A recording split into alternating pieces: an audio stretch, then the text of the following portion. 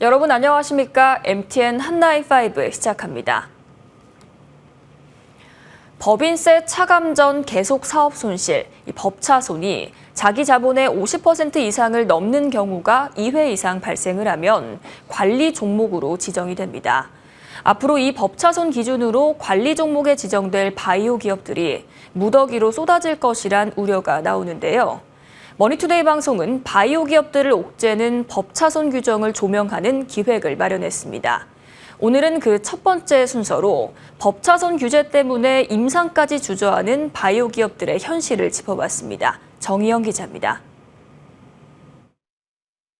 2019년 기술 특례로 상장한 바이오 기업 중 3년 유예가 끝난 후 2회 이상 법차손 비율이 50%를 초과해 관리 종목에 지정된 곳은 1개. 문제는 내년 법차손 미충족으로 관리 종목으로 지정될 바이오 기업이 속출할 수 있다는 점입니다. 2020년 기술 특례로 상장한 바이오 기업 17곳 중 10개가 지난해 법차손 비율 50%를 넘어섰기 때문입니다. 올해도 법차손 비율이 50%를 넘어서면 관리 종목에 지정됩니다.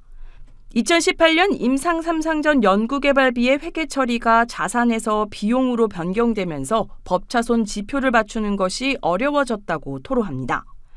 바이오 기업의 본업이라 할 수 있는 R&D를 열심히 하면 할수록 손실이 커져 법차손 요건 미충족으로 관리 종목에 처해지게 되는 딜레마에 빠지는 겁니다. 코로나 팬데믹을 지나면서 업계에서는 임상과 전임상 비용 자체가 많이 상승했습니다.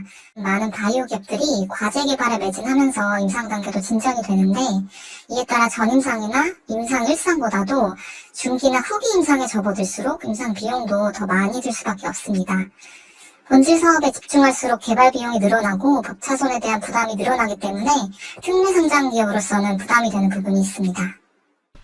기업들은 법차손 기준을 맞추기 위해 자금 조달에 나서지만 이마저도 녹록지 않습니다. 전환사채나 신주 인수권 부사채는 대부분 부채로 인식돼 자본 확충이 안 되기 때문입니다.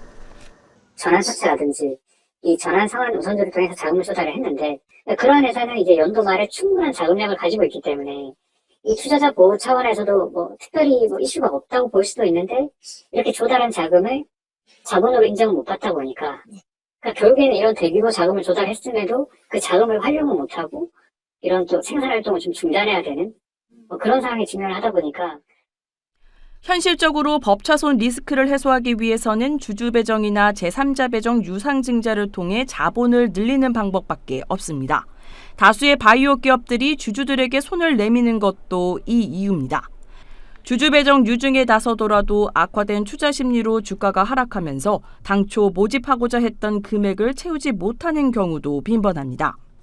법차손 규정을 맞추려 연구개발을 중단하거나 지연하는 바이오 기업들. 산업 특성을 반영한 상장 유지 요건 마련이 시급하다고 목소리를 높이고 있습니다. 머니투데이 방송 정희영입니다.